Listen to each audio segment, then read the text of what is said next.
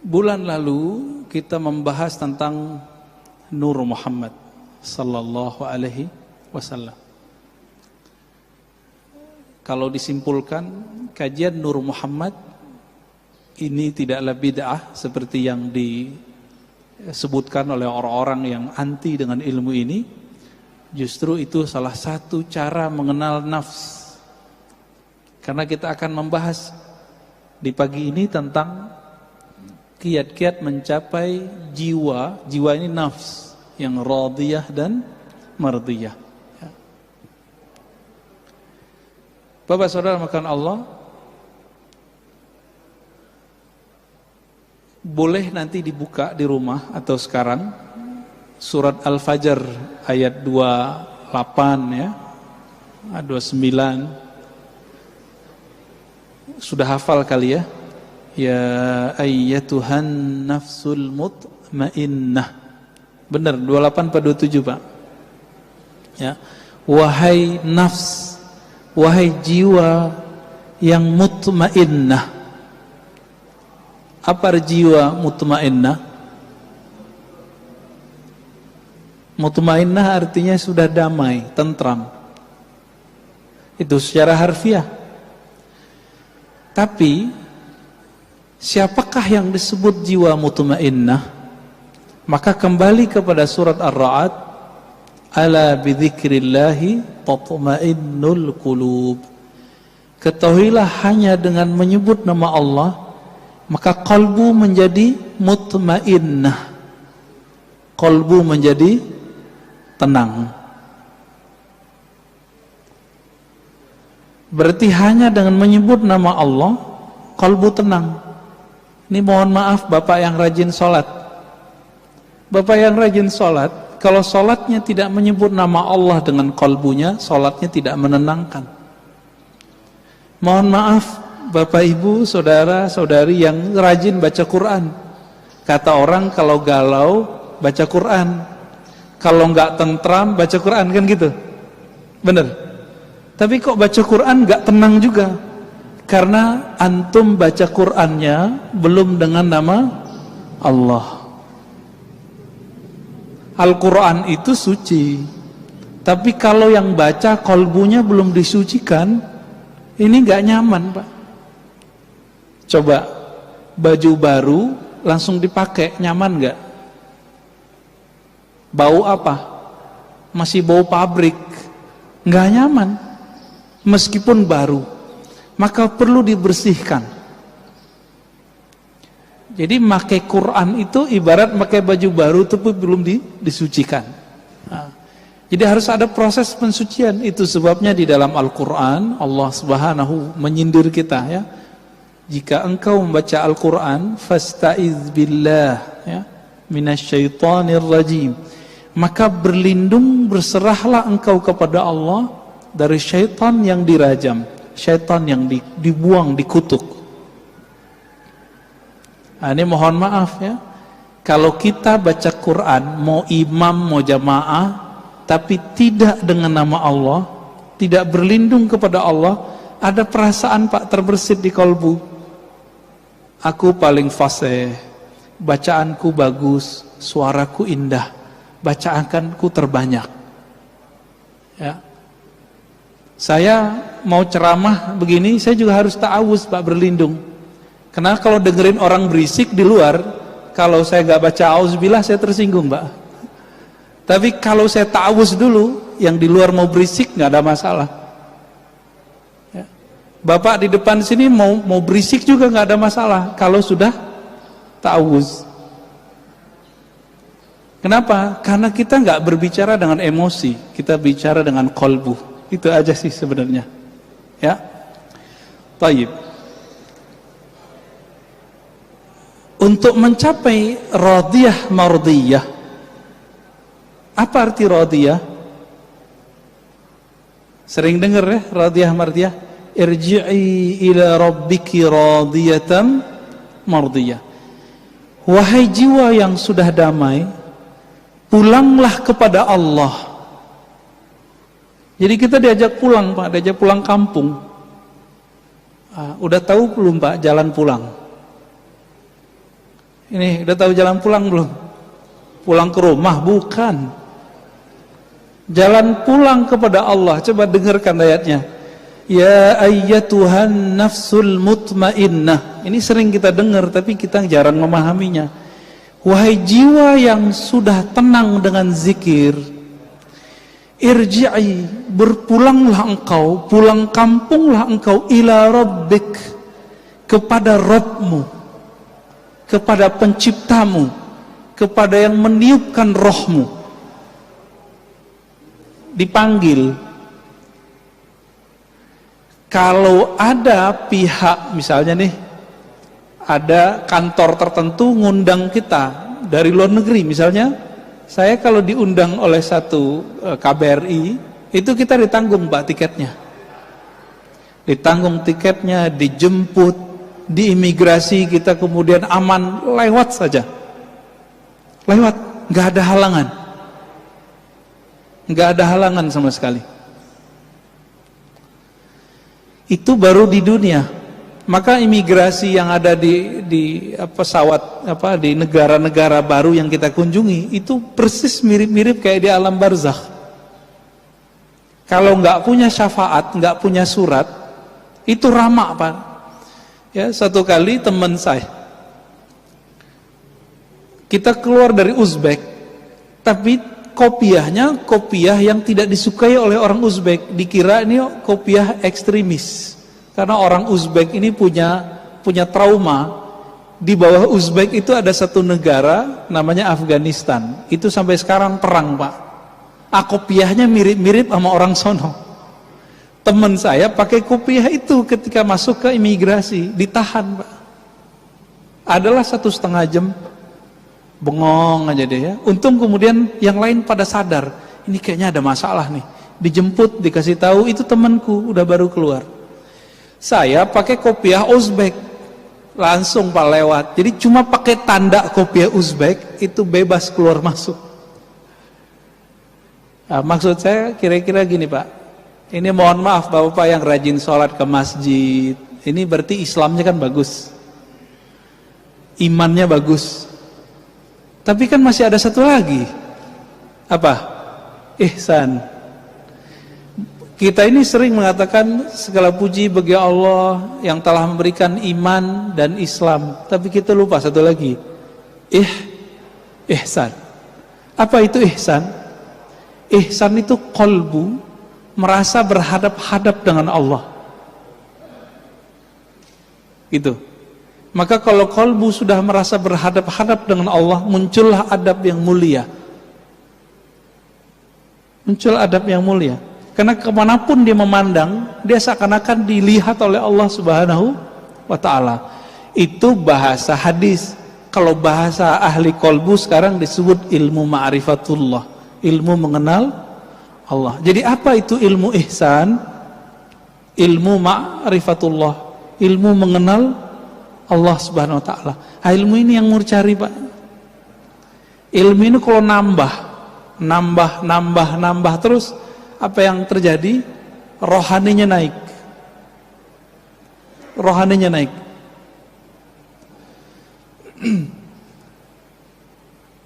Kembali ke ya Tuhan nafsul mutmainnah. Wahai jiwa yang tenang, pulanglah engkau kepada Allah. Berarti jiwa kita dipanggil mau pulang. Oleh karena itu Pak Saudara Allah, setelah orang meninggal itu bukan berarti masalah selesai. Bukan berarti masalah selesai. Ini kita loncat aja langsung ke surga ya. Di surga semua umat manusia mencari cara supaya naik pangkat. Kita mundur dulu ya, mahsyar aja deh. Lebih gampang mahsyar. Di padang mahsyar semua umat manusia mencari syafaat. Nanti di sorga minta lagi. Ini kita yang paling gampang di padang mahsyar. Siapa yang mereka cari? Dicarilah Nabi Adam alaihissalam. Berharap namanya masuk ke dalam daftar yang diberi syafaat. Ternyata Nabiullah Adam tidak punya hak untuk memberi syafaat sampai dapat izin dari penghulu para nabi. Maka Nabi Adam bilang, coba tanya Nuh. Dia adalah Rasul pertama di bumi. Ya, Nabi Adam kan di surga, lalu kemudian turun ke bumi. Maka yang murni di bumi itu Nabi Nuh. Nabi Adam udah separuh-paruh surga dan bumi. Apa kata Nabi Nuh? Wahai umat manusia, kenapa kalian mencari syafaat kepadaku? Aku pun butuh syafaat. Carilah Ibrahim. Apa kata Nabi Ibrahim? Saya punya salah 2 kali berbohong, padahal berbohongnya benar.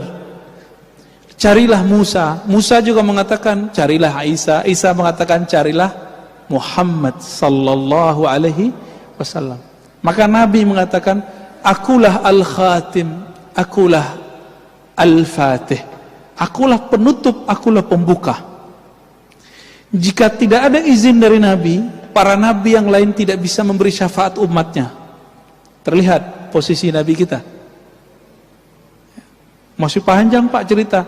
Jadi nanti lewat alam barzakh kita masih cari bantuan, cari guru lah, kira-kira begitu. Dan proses cari guru sampai orang cari gurunya Nabi.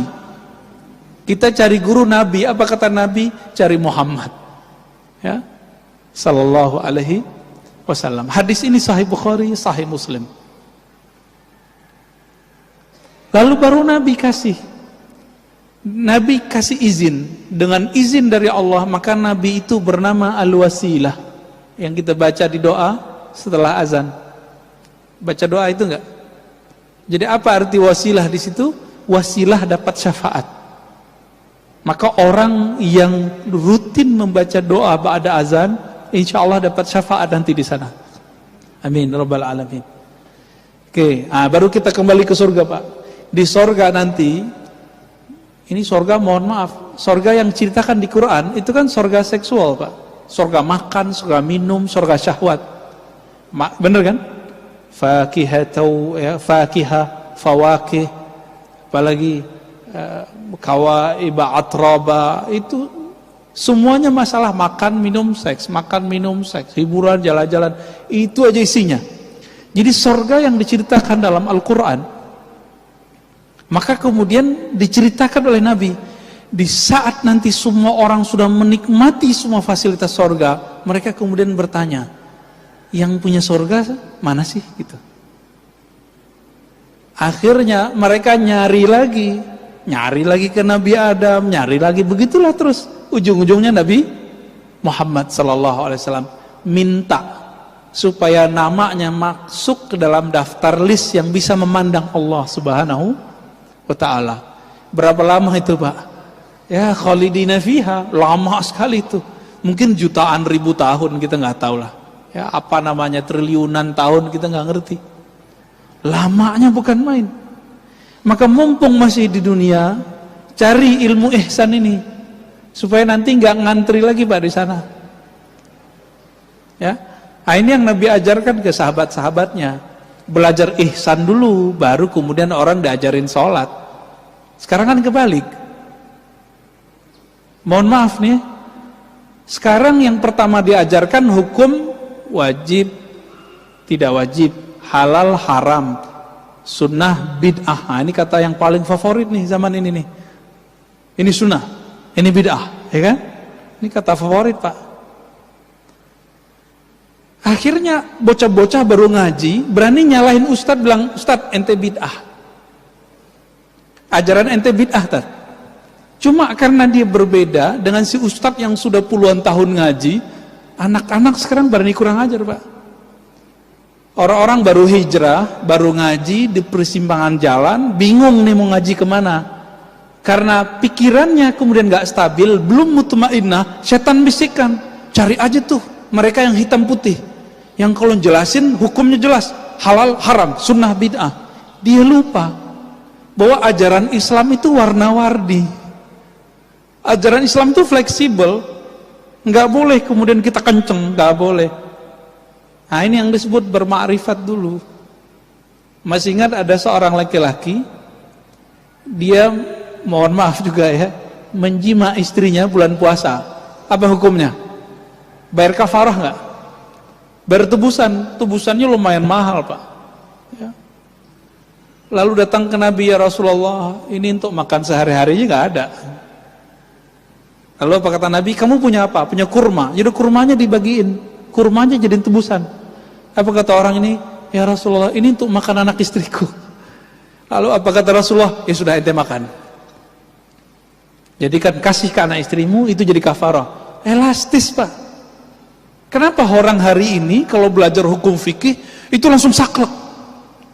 Karena nggak belajar makrifat dulu, nggak belajar ihsan dulu, langsung belajar Islam.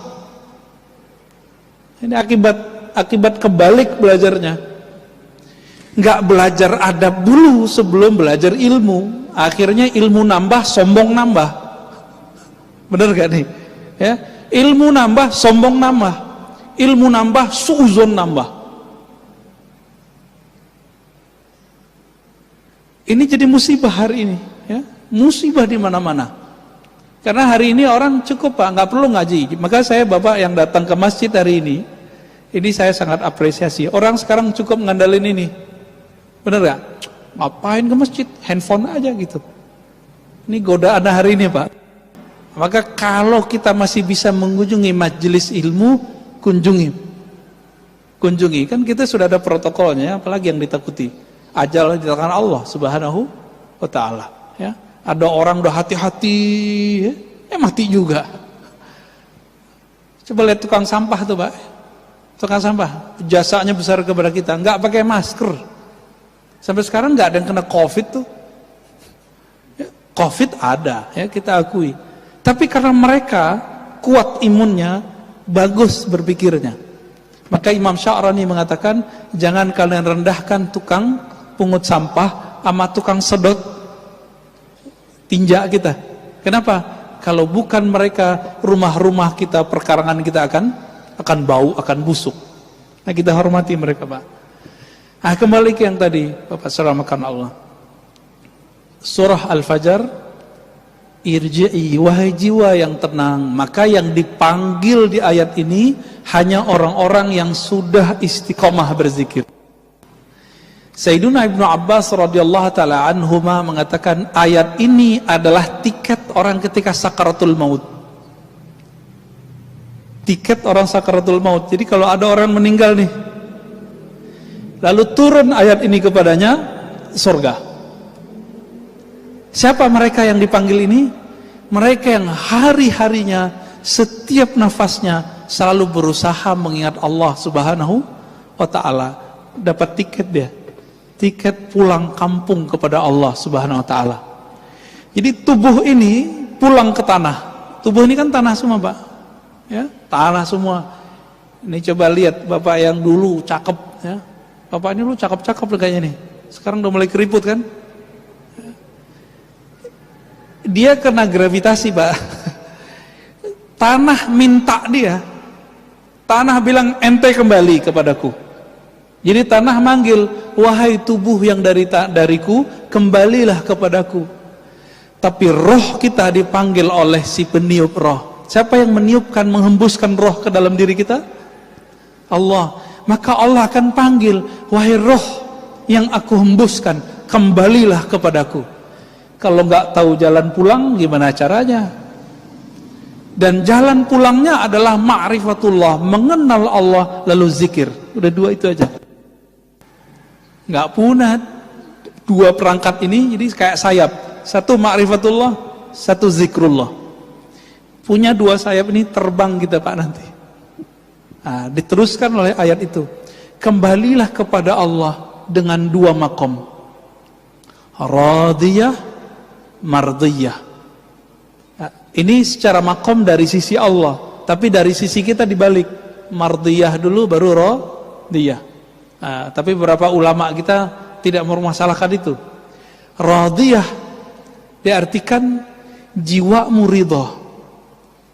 Mardiyah jiwamu diridhoi. Saya kalau sudah ridho sama seseorang, dia mau buat salah aja nggak apa-apa kan? Ya kan? Kita kalau udah sayang sama anak kita lempar kita pakai ini, Pak. Mau kita balas ngelempar dia? Enggak kan? Ah, inilah makomnya Ahlul Badar. Ahlul Badar, Ya, yang 313 itu apa kata Allah? Ya, lewat lisan Nabi, i'malu ma syi'tum. Udah kamu buat apa yang kamu mau, Allah pasti ampuni. Maksudnya apa ini? Apakah ayat ini nyuruh mereka maksiat? Enggak. Karena nur di kolbunya sudah jadi ridha, radiyah, mardiyah, maka ahlul badar ini yang bisa mengalahkan orang-orang kafir ribuan, mereka cuma 313 orang, itu Allah kasih kebebasan, karena mereka sudah selesai dengan nafsiyahnya. Yang bikin kita durhaka kan nafsiyah ini Pak, jiwa. Jiwa ini bikin kita durhaka, hawa nafsu. Hawa nafsunya udah tunduk dengan ruhnya. Maka kata Allah, sekarang kamu buat apa yang kamu suka. Kalaupun mereka terjebak maksiat, pasti kembali. Siapa contoh sahabatnya? Nuaiman. Pada dengar? Nuaiman itu, dia perannya dua, ya. Pemabuk, tapi suka bikin lucu. Yang bisa bikin gigi Nabi kebuka dengan senyum dan tertawa cuma Nuaiman. Tapi orang ini Nabi wafat, dia suka mabuk Pak. Di zaman Umar, sahabat-sahabat yang lain bilang, ya Umar, kok ente nggak bunuh aja nih orang gitu. Ya, di satu riwayat dikatakan, hei Umar, kenapa kamu nggak mengutuk orang ini? Apa jawab Umar?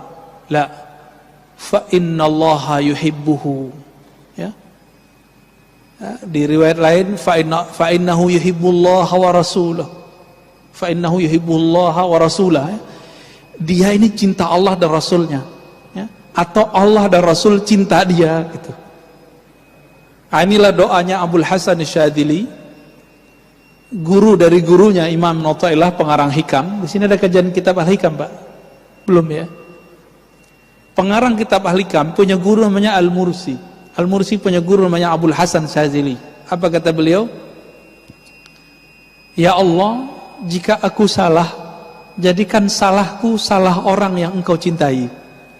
Aku sudah engkau cintai, lalu aku terjebak salah. Kira-kira gimana? Dimaafin gak? Dimaafin. Nah, itu maksudnya. Ya. Ini maqam radiyah mardiyah. Radiyah mardiyah. Dia ridha kepada Allah. Lalu bagaimana caranya supaya kita jadi ridha? Caranya tadi yang kita sebutkan Pak, kenallah Allah, lalu zikrullah.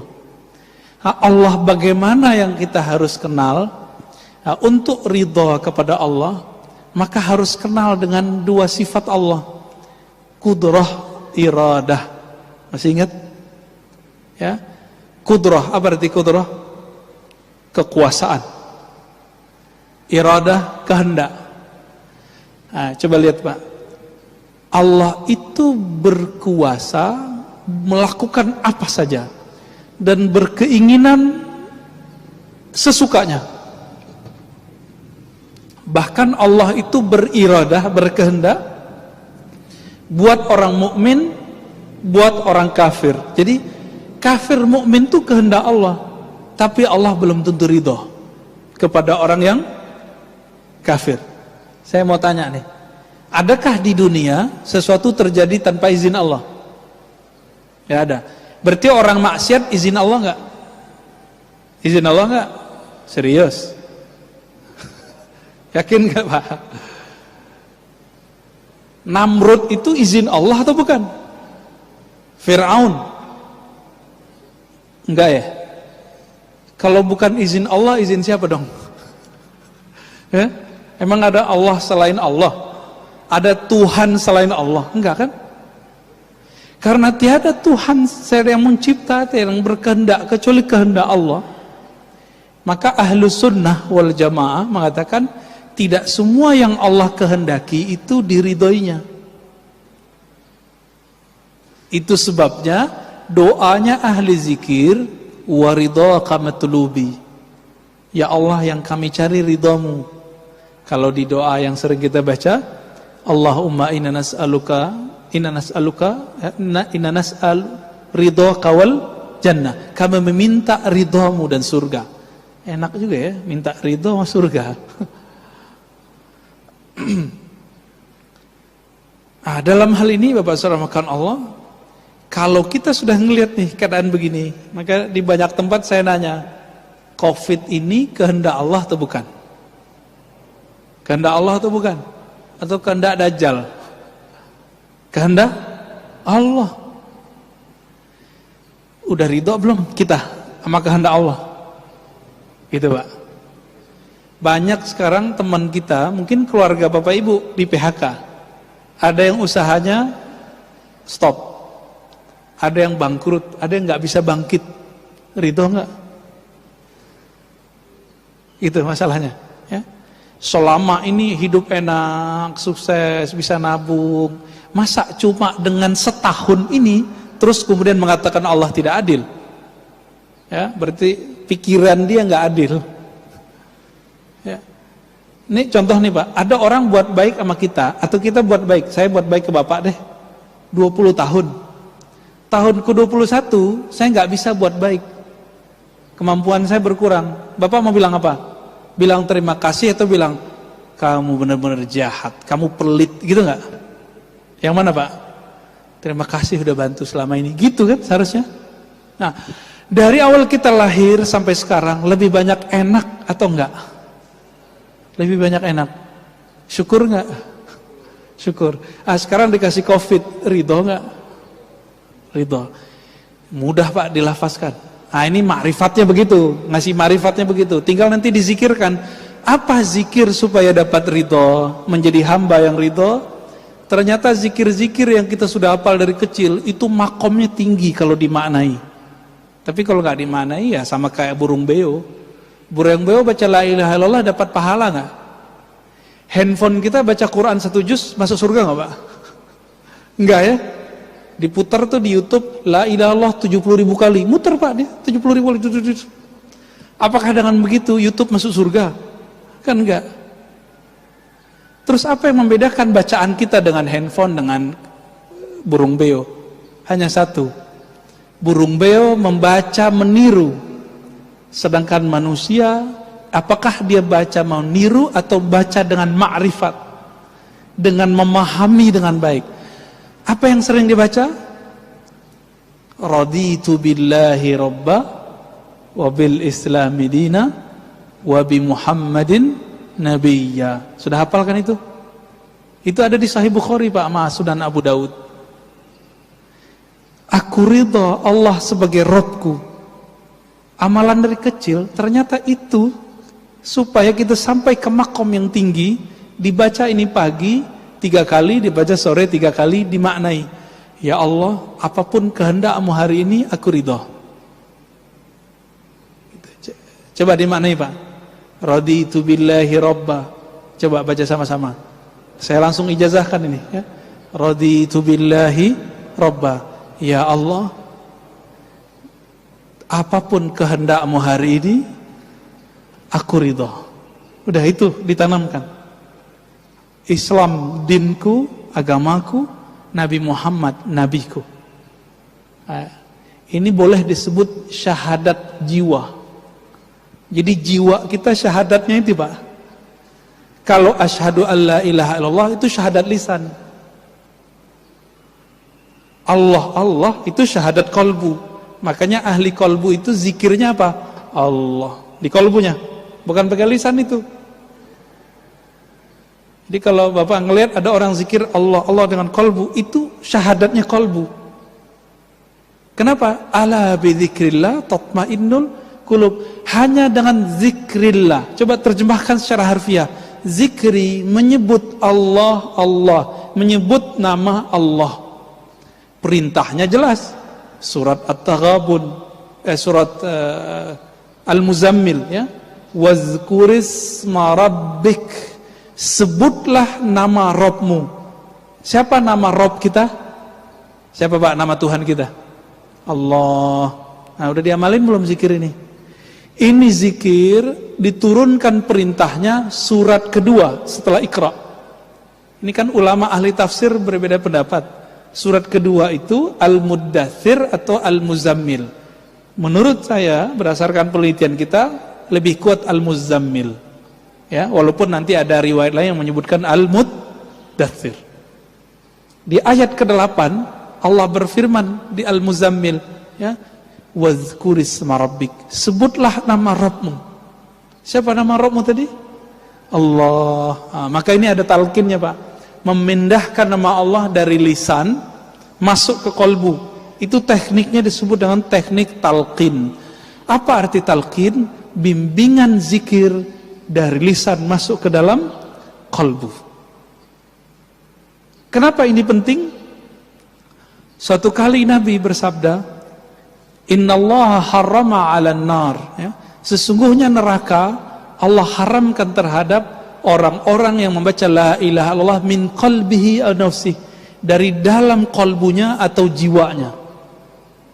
Gitu. Maka kalau kita nggak dapat zikir kolbu ini, saya khawatir Bapak meninggal, ya begitu-gitu aja ntar, ya.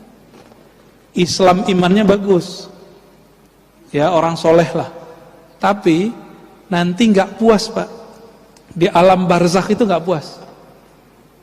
Jadi jangan dikira nanti Bapak di alam barzakh itu langsung tidur, enggak. Di alam barzakh pun masih nengok-nengok. Gimana ya supaya saya makomnya tambah tinggi? Ini dalilnya ada. Coba buka misalnya kisah Isra Mi'raj Nabi Muhammad sallallahu alaihi wasallam.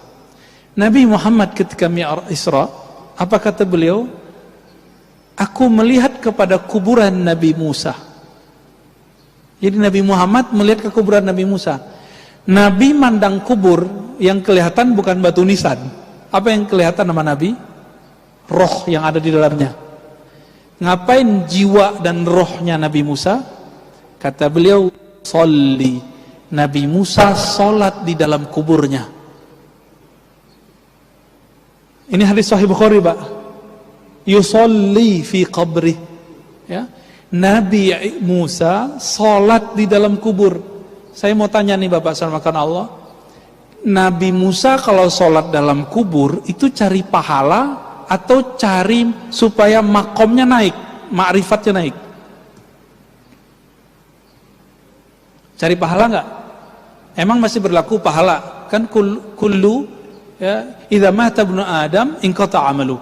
Jika anak Adam meninggal, maka semua amalan dia terhenti, nggak bisa lagi, Pak. Terus sholat apa itu? Maka Syekh Al-Habib Zain itu di kitabnya Bahjatut Talibin mengatakan, ibadahnya orang-orang yang sudah dimasuk ke alam kuburan itu bukan ibadah mencari pahala. Mencari pahala itu menggugurkan kewajiban, disebut dengan taklif. Tanya ke ustadz di sini yang ngajarin fikih, apa arti taklif? Taklif itu beban. Cari pahala udah, gugurin kewajiban. Ini Nabi Musa dan roh-roh suci sholat di alam kubur, bukan di kubur, di alam kubur. Itu supaya makomnya naik. Makanya Nabi Musa ditaruh di langit ke-6 saat Mi'raj. Kok bisa begitu? Kok bisa seperti itu? Karena beliau selalu melakukan latihan rohani di alam barzah. Nah, ini pelajaran besar bagi kita Bapak Saudara karena Allah. Jadi jangan dikira orang meninggal selesai persoalan. Persoalannya dengan tubuh ini selesai, tapi dengan jiwanya belum selesai. Tolong dibagi ya. Ada tubuh ini, jasad, ada jiwa, ada akal, ada ruh. Coba diulang, Pak. Satu, jasad nih yang butuhnya makan, butuhnya tidur, butuhnya syahwat. Nah, ini deh tubuh ini. Yang kedua, jiwa. Yang ego kan di situ, Pak. Nggak mau dengerin orang, maunya didengerin terus. Iya kan? Nggak mau diceramain orang, mau ceramain terus. Nah, ini untuk saya ngomong, Pak. Karena saya banyak ceramah. Nafsiyah itu apa? Ngerasa dirinya lebih dari orang, mandang orang, wah itu nggak ada apa-apanya, gue lebih gitu. Ada perasaan begitu. Nah, itu nafsiyah namanya. Ya. merasa ibadah orang samping nggak bener. Nah, ini nasihatnya main tuh. Jadi juri lagi sholat. Nah, hati-hati Pak. Imamnya bagus, bagus. Imamnya jelek, langsung protes. Ya. Nanti pengurus yang dijajalin sama mereka ya. Itu imam apaan, ganti. Ya. Itu banyak yang begitu Pak. Nah, nasihatnya main. Nasihatnya main. Jadi ini nasihat yang kita sebut jiwa. Jiwa inilah sentral dari hidup kita di sini, di bumi ini. Tapi jiwa ini punya perangkat yang menghubungkan dengan kolbu, namanya akal. Akal ini bertahan Pak, nanti ketika kita meninggal, akal ini dikembalikan ke kolbu. Kolbu itulah nanti yang menjawab. Masuk ke dalam kubur, ini berulang-ulang kita sampaikan di banyak tempat. Pertanyaannya apa? Masuk kubur. Kamu S1 apa S2? Gitu gak? Sholatmu 1000 rakaat, kamu tahajud, begitu gak? Ada pertanyaan gitu gak Pak? Enggak ada. Pertanyaan mungkar nakir apa? Mau imam masjid yang masuk kubur, mau jamaah yang masuk kubur, mau preman, mau siapa, masuk kubur pertanyaannya sama. Man Rob buka. Siapa Robmu? Itu password tuh, lagi nanya, kamu tahu nggak jalan pulang? Itu maksudnya. Nggak bisa diapalin Pak. Coba diapalin. Siapa Tuhanmu? Jawabannya apa? Allah. Coba aja. Nanti coba hidup susah atau hidup senang. Orang banyak hidup susah kembali ke Allah, tapi hidup senang lupa sama Allah, itu lebih banyak. Benar gak? Ya? Jadi kita dikasih mainan enak, lupa. Dikasih mainan susah, ya ngomel-ngomel kepada Allah, ya. Tapi sholatnya nambah gitu. Bagaimana orang begini kalau masuk ke kubur bisa jawab Rabbku Allah? Gak mungkin. Gak mungkin Pak. Itu sebabnya kita kasih tahu di akhir zaman ini jangan mengandalkan sholat banyak, belum tentu diterima.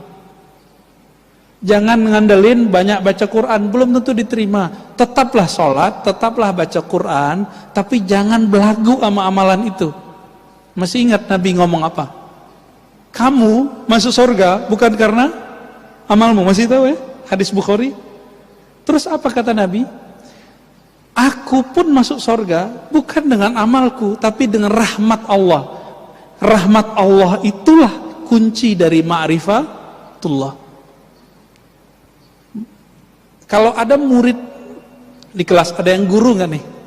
Kalau ada murid di kelas, dia agak bandel dikit, tapi cerdas Pak. Agak nyeleneh dikit, cerdas. Itu disayangi guru nggak? Disayangi guru walaupun dia nyeleneh-nyeleneh dikit. Tapi ada yang rajin, diem aja, ditanya diem, disuruh ke depan nggak mau, nggak dikenal Pak sama guru. Itu baru di dunia, apalagi di akhirat. Maka orang rajin ibadah, kalau dia nggak tahu tujuan ibadahnya, yang capek nanti nafsiyahnya, jiwanya ini. Ya. Jadi Bapak salamkan Allah melanjutkan kalimatnya. Irji'i ila rabbiki radiyatan mardiyah fadkhuli fi ibadi. Maka bergabunglah kamu, joinlah kamu dengan hamba-hambaku, budak-budakku, kekasih-kekasihku. Itu. Siapa kekasih-kekasih Allah? Jika orang ini sudah bergabung dengan kekasih Allah di dunia, nanti ketika masuk alam barzah dipertemukan dengan mereka. Jadi jangan dikira masuk alam barzah ya kita sendiri-sendiri doang, belum tentu. Jika dia ahlullah, kekasih Allah, nanti dia dikumpulkan dengan orang-orang yang hebat. Ya, VIP namanya.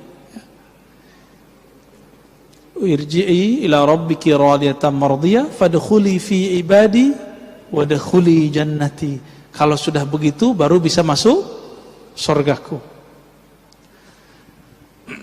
Dan maka Nabi mengatakan, idza marartum biriyadil jannah, jika kamu mampir ke kebun-kebun surga, farta'au, maka petiklah. Lalu sahabat bertanya, wahai Rasulullah, apakah itu kebun surga? Lalu Nabi menjawab, hilakud dzikr, Lingkaran-lingkaran zikir. Lingkaran zikir ini artinya dua. Satu, beneran zikir. Jadi dipikir-pikir, orang yasinan di Indonesia itu lingkaran zikir bukan? Tahlilan, itu zikir nggak Pak? Zikir. Tapi sekarang dibidahin ya. Bener ya? Orang ini paham nggak sih yang membidahkan? Bahwa taman surga salah satunya baca yasinan berjamaah, al-mulk berjamaah, zikir berjamaah.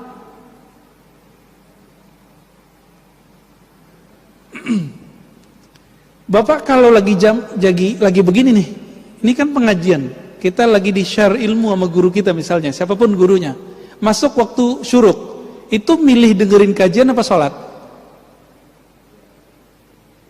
Serius? Wah lolos Pak, lolos kajian ma'rifat. Ya. Sholat itu untuk badan, ngaji itu untuk ruh. Permanen dia Pak kalau masuk ke ruh. Tapi maklum ya, mungkin Bapak sebagian ini lagi semangat sholatnya, nggak apa-apa. Jadi kalau nanti ada teman kita lagi pengajian dia sholat Pak, nggak apa-apa, dia nafsiyahnya lagi semangat. Ya, jangan disuruh berhenti Pak, dia lagi sholat. Satu kali Imam Malik diceritakan oleh Imam Ghazali dalam kitab Ihya. Imam Malik, Imam Madinah, tiap malam mimpi ketemu Rasulullah, gurunya Imam Syafi'i. Ada nggak yang pernah mimpi ketemu Nabi? Jangan bangga dulu Pak. Imam Malik tiap malam ketemu Nabi Sallallahu Alaihi Wasallam.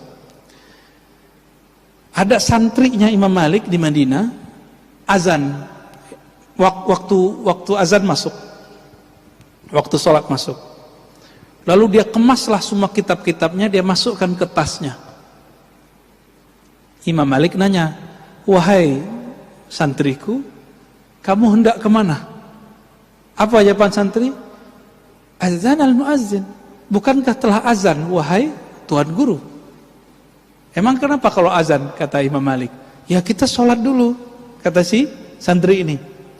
Lalu Imam Malik meluruskan, wahai santriku, apa hukumnya sholat jamaah? Oh, sholat jamaah hukumnya sunnah muakkadah atau mustahab atau mandub, dianjurkan. Lalu Imam Malik lagi nanya, apa hukumnya belajar? Dia bilang, oh wajib.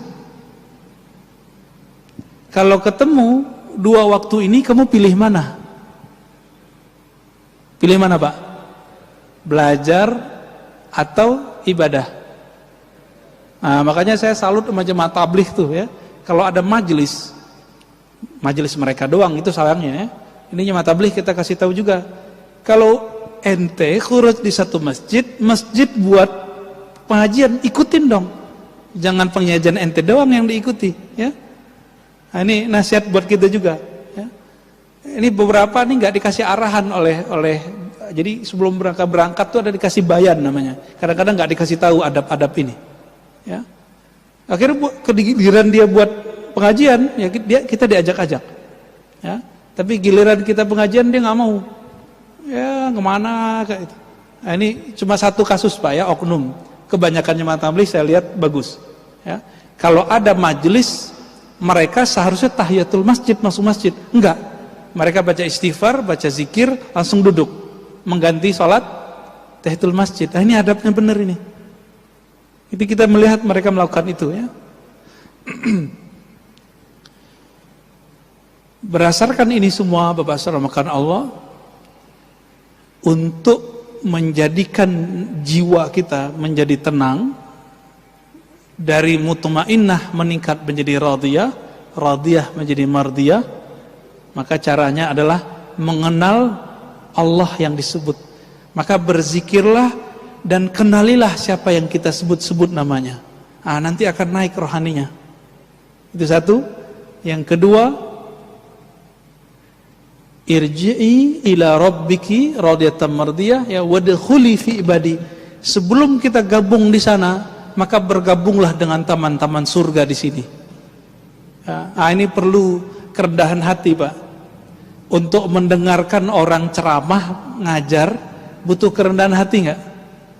butuh ya. Saya harus membuang dulu pintar saya, baru saya mau dengar orang. Gitu. Kalau enggak akan bisa. Maka ini kabar baik buat kita semua, Bapak yang mau mendengar kajian kita, berarti memang udah ditaruh dulu nih ya. Tapi mohon maaf Pak ya, jangan melihat pakaian. Kalau pakai begini, pakai kopiah, terus didengar. Siapa tahu nanti ada kalam-kalam hikmah munculnya dari sopir angkot, siapa tahu. Dari sopir Grab bisa jadi. Ya. Dari orang yang jual-jualan gerobak. Jadi hikmah itu enggak hanya di sini. Kadang-kadang hikmah ada di luar sana. Nah, udah masuk. Kira-kira itu Bapak sirahkan Allah, sederhana sebenarnya. Ini kita sudah pangkas. Tadinya kan ada nafs amarah, jiwa amarah, bukan amarah emosi. Amarah itu artinya ngajak kepada yang buruk-buruk. Naik lawamah, suka menyesal ya. Melakukan satu nyesel, itu udah bagus. Kalau yang amarah ini psikopat. Lawamah, salah, nyesel. Yang ketiga mulhamah, mut-mutan, kadang baik, kadang buruk. Kadang soleh, kadang enggak. Kalau majelisnya orang-orang baik, dia baik. Kalau komplotan orang jahat, dia jahat. Nah, ini namanya mulhamah. Orang ini hanya bisa dinaikkan dari level mulhamah ke mutmainnah dengan belajar kepada mursyid, guru yang ahli kolbu. Kalau nggak bisa. Nggak bisa lewat YouTube. Nggak bisa lewat pengajian umum begini, nggak bisa. Dia harus punya dokter rohani yang menghantarkan dia dari penyakit mulhamah menjadi jiwa yang sehat bernama mutmainnah. Nah, nanti dikasih tuh sama gurunya. Ya, amalkan zikir ini, ngaji sifat ini, belajar nama Allah ini. Nanti akan bertahap. Mirip kayak orang sekolah, mirip kayak kita datang ke dokter.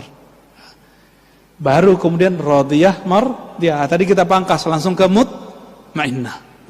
Ya, zaman sekarang harus diringkes, Pak. Langsung aja deh ke mutmainnah. Baik, silakan kalau ada yang mau didiskusikan, tafadhal.